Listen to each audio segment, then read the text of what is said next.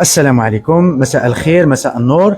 رانا دايما مع الحصص اللي تحبوها وعجبتكم مباشرة من لو كونغري ناسيونال تاع الأطباء الخواص. والآن جيتكم بموضوع جد مهم اللي راهو مداير يعني ضجة عند المرضى، وجميع المرضى يسقسيو عليه، اللي هو يا طبيب اسكو اللي يكون عنده السكر يقول لك هل استطيع انني ما نشربش الدواء؟ هذا السؤال جاوبتكم عليه فيما قبل، واليوم في هذا الفيديو جبت ان اكسبير، الدكتور ناصر اسماعيل. تعرفوه، عنده اون باج يخدم في الشلف، دار دراسات علميه، وعنده اون بريزونطاسيون غدوه راح يقدمها يعني في لو كونغري، ومام الدراسات تاعو نشرها يعني في مجلات علميه عالميه. على بالي راني نجيب لكم غير الناس الاقوياء. دونك pour vous rassurer ان شاء الله. دكتور ناصري، مرحبا بك. بارك الله فيك الاخ بونقطة، هذا شرف كبير ليا، شرف باش لينا نكون معك ان شاء الله. هنا سؤال، نعم سؤال، درك نبداو. هل كاينه منها واحد ديابيتيك يقدر ما يشربش الدواء؟ الو هنا تيب 2 نوع 2. شوف، هو كاين تفسيرين. هذاك الانسان اللي ما يدير حتى مجهود، لا من يخص التغذيه تاعه لا من يخص الماكله تاعه، ويتمنى انه يحبس الدواء، هذا الشيء من المستحيل. ولكن اللي يقدر نفهموا شو هو المرض، مرض السكري. مرض السكري هو في اغلب الاحيان كاين هذاك الجانب الوراثي، ولكن خصوصا كاين هذاك الجانب التغذيه وجانب الاخطاء الغذائيه اللي نستعملوها في حياتنا اليوميه. كنا دي ديابيتيك ولا ما كناش دي ديابيتيك، هذا الشيء اللي راح يدير البدانه. هذه البدانه راح تزيد مقاومه الانسولين اللي معروفه، ويخلي البنكرياس انها تخدم اكثر من اللازم. ولكن مع مرور الوقت البنكرياس ما راحش قد تلبي الاحتياجات، وراح يبان مرض السكري.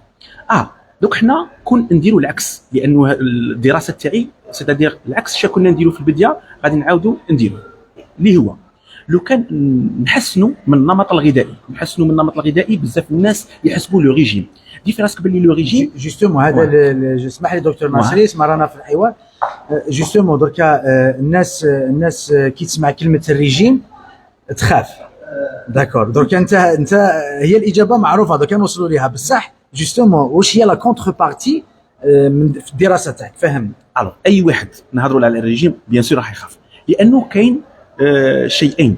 كاين الاراده تاع الانسان اللي باش يدير ريجيم، ولكن مع مرور الوقت راح يحس باللي كاين مقاومه، لانه دي فراسك باللي جميع المنتوجات الغذائيه تعتمد على واحد العلم اللي هو الماركتينغ، التسويق.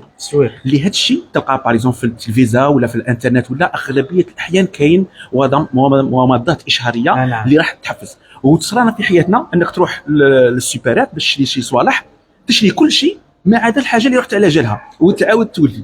نعم، شوف باش نروحوا للعلاج ونروح باش المرضى يستفادوا من الفيديو، باش ما نطولوش، باش نروحوا للمرضى. هل نقدروا نعالجوه؟ كيفاش؟ كيف نعالجوه؟ دوك الى نديروا الريجيم اللي هو الريجيم كما نقولوا بالمفهوم العادي تاعنا، انه تقطع كل شيء وكاع، هذا من المستحيل، لانه الانسان راح يواظب عليه 3 شهور 6 شهور ما غاديش يكمل. حنا في الدراسه تاعنا اعتمدنا على تصحيح كما نقولوا بروغريسيف، سادير اسمعوا مليح. هنا رانا راح ندخلوا في الهدف. دونك نقدروا نعالجوا، درك يقول لكم كيفاش. اسمعوا مليح، داكور، بتدرج. نعم، اسمعوا مليح. هنا راح نصحوا بصفه متدرجه الاخطاء الغذائيه. نعطيك مثال واحد. احنا معروفين في الدول العربيه انه نستهلكوا بزاف ماده الخبز الابيض. اذا الانسان اللي يستهلك 2 خبزات، لو كان غادي ينقص غير وحده ويدير كما نقولوا ان اوبجيكتيف اللي هو هدف في مده شهر، راح يشوف باللي كاين تحسن وكاين نقص في الميزان.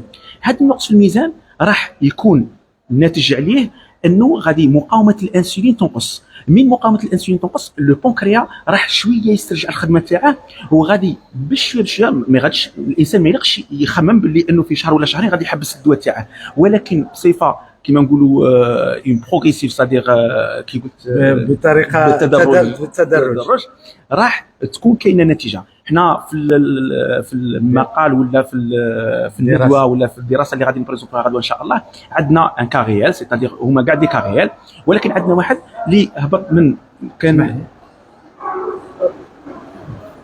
دونك الناس فوالا سي بون. اللي كان الوزن تاعه 132 كيلو هبط ل 90 كيلو، كان يدير الانسولين 4 مرات في اليوم. وصلنا انه حبسنا الدواء نهائيا. علاه؟ باسكو نقص هذو 42 كيلو. كون نقول الانسان كنت نقص 42، راهم ولكن يعيطونا. هذا النقص في الميزان كان في مده 30 شهر. لو كان نقص 42 كيلو في 30 شهر غادي يجي 1 كيلو فاصل 4. دوك كون نقول للمريض كنت تنقص 1 كيلوغرام فاصل 4، غادي منا على 30 شهر اللي هو عامين ونص قادر تستغنى كليا عن الادويه وتبدا نمط جديد في حياتك. نبسطها لكم. شكرا. دوك نكملوا. دونك هنا رانا نهضروا على علاج مرض السكري نوع 2 اللي بداه جديد، اللي راهو جديد، ولا اللي راهو ديجا ياخذ الدواء لو تيب 2. دونك كيما هذا لو كا راهو يدير الانسولين. دونك اذا كان حاب تحبس الدواء ولا تنقص ولا ما تشربش الدواء اطلاقا، لو بروميي اوبجيكتيف، الهدف الاول هو اننا نقصوا في الوزن بطريقه تدرجيه وبالمتابعه مع المريض. نعم. الوغ نزيد غير نقطه مهمه اللي نوقعوا فيها بزاف حنا كاطباء ومام يوقعوا فيها المرضى، انه حنا كاطباء الهدف الرئيسي تاعنا انه السكر يكون مريقل، اللي هو عن طريق السكر التراكمي ولا اللي حنا نسموه الهيموغلوبين جليكي. ولكن حنا كاطباء كون يجينا مريض زاد باريزومبل 3 كيلو في الميزان وجا الهيموغلوبين تاعه 6 ولا 6.5، حنا كاطباء دي فوا نفرحوا بهذا الشيء. ولكن الفات اللي زاد في الميزان بالنسبه لنا زاد نسبه مقاومه الانسولين، وما الا دروك راه مريقل مع مرور الوقت راح يفقد هذا التوازن تاع مرض السكري. وتوجور نعم، وتوجور نصيحه اللي نقولها للمرضى، لانه بزاف المرضى من يزيد في الميزان والسكر تاعه يبدا متذبذب راح يروح عند الطبيب ويعطيه دواء، هو ذاك الدواء من ياكله يزيد يقعد توجور في نفس النمط الحياه تاعه اللي صديق ما كاش الريجيم. من بعد يقيس السكر تاعه يلقاه مليح يقول لك الطبيب عطاني دواء والله ملي كليته راني ناكل كل شيء وما يطلعليش السكر. ولكن هذا خطا كبير اللي يوقع فيه المريض وما ينبهش عليه الطبيب، لانه ما في التوصيات العالميه تلقى باللي لوبجيكتيف تاعنا سي لوموغلوبين، بس عمرنا ما نهضروا على الميزان. الوغ في الدراسات تاعنا عطينا اهميه كبيره للوزن اللي هو عنصر اساسي باش الانسان يقدر يتفادى الادويه. نعم. تقدروا من فضلكم اللايف راهو يتقطع، دونك ديروا لنا لي كومونتير والبارتاج باش كامل يستفادوا من هذا لا فيديو.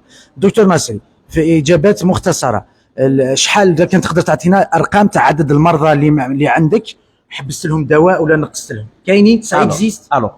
وصلنا بالتوفيق من الله، وبالنسبه لي باسكو نخدم مع دي نوتريسيونيست اخصائيين في التغذيه، وهذا الفضل يعود لهم لانه انا صديق من نحبس الدواء. صديق الفائده تاع الطبيب اللي هي تعطي نصائح، ولكن الفائده تاع لا نوتريسيونيست هي تصحيح الاخطاء الغذائيه، وكنا بصفه متدرجه. اعطيني الاعداد، اعطيني الارقام. الاعداد انا دي سبونتاني، لا فيديو سبونتاني، هي طبيه بصح سبونتاني. 592 فرد اللي قررنا ان نحبسوا لهم الدواء لانه كان السكر تاعهم ريقل. من بيناتهم 75% ما زالوا حتى الوقت الحالي محبسين الدواء تاعهم. هذه دراسه يعني راهي كبيره، والدكتور ناصري رقم 1 في الجزائر في الدراسه تاع في النوع الدراسات هذه، والحمد لله. هذا شرف لنا احنا الجزائريين انه عندنا اطباء دي جان خواص يعني يقوموا بدراسات علميه. دونك 75% من اكثر من 500 مريض قرروا يحبسوا لهم الدواء وراهم بدون دواء والسكر تاعهم مختصر مستقر. دونك لو ميساج من هذا الفيديو انني من هذا الحصص انه يكونوا معنا دي دكتور سبيسياليست في الجزائر باش تعرفوا بلي عندنا لي ميدسان ما شاء الله. دكتور ناصري غني عن التعريف، راهو في الشلف وراهو فادنا وفاد العالم كامل بالدراسات تاعو، وراهي الي بيبليي في لي ريفيو انترناسيونال في فرنسا في الكونغري اوروبيان دوندوكرينولوجي دراسات تاعو. دونك تبعوا النصائح، عنده اون باج ومن بعد نطاقي لا باج تاعو ايضا. عندك كلمه اخيره؟ زدنا كلمه اخيره. هذه نقطه مهمه. هاد الناس اللي 75% مع مرور الوقت ولاو نام كون في بعض الحالات يغلط وياكل يتمادى في الاكل، من يقيس السكر تاعه يلقاه نورمال، وتوجور يطرحوا لي نفس السؤال: اسكو السكر ما راحش نهائيا؟ الو الجواب لهذا السؤال انه تالمو نقصوا في الميزان، لا ريزيستونس تاع مقاومه الانسولين نقصت، انه البنكرياس ترجع الخدمه تاعه وعاود يولي يخدم نورمال. ولكن لو كان نتفاداو ولو كان نتماداو في الاكل راح نعاودوا نزيدوا في الميزان، ولكن غادي نزيدوا مقاومه الانسولين ويعيا البنكرياس، وغادي نعاودوا نولوا لنقطه الصفر اللي هي بدينا بها من جديد. الفيديو هذا سي فيديو ديسبوار، فيديو تاع الامل. داكور، كنت هادر عليه بزاف من خطره، بصح اليوم جبت افيك لي بروف سيونتيفيك تاع دكتور ناصري الحمد لله. دونك لي ديابيتيك ما تخافوش من لو ديابيت تاعكم. كاين لي مويان كومون ليكيليبري كيما نقول لكم بالرياضه بالتغذيه الصحيه، ولا كان تحتم الدواء ناخذوا الدواء. المهم نبقاو نتبعوا عند الطبيب المعالج ونديروا التحاليل بصفه دوريه. دونك انا نشوف 600 الف متابع من هنا، دونك راح نشكرك، وانا نشكرك ايضا على الحضور تاعك. بارك الله فيك. الله يسلمك. دونك هذا مزيد من النجاحات ان شاء الله، باش يعرفوا بليك الاطباء الجزائريين راهم سي دي جان وراهم يقراو ويخدموا ونسافروا ونتعبوا فوالا، باش هذه بور اميليوري ليماج تاع الاطباء تاعنا ان شاء الله. بارك الله فيك. وانا وياك الصوره ما شاء الله الله على يسلمك. الطبيب الجزائري. الله يسلمك. باسكو هذا هو المستقبل. هذا هو المستقبل. ايا السلام عليكم، تهلاو بارطاجي فوز انفوي الميساج لكامل الناس باش يكون عندهم امل انه نقدروا نحبسوا الدواء.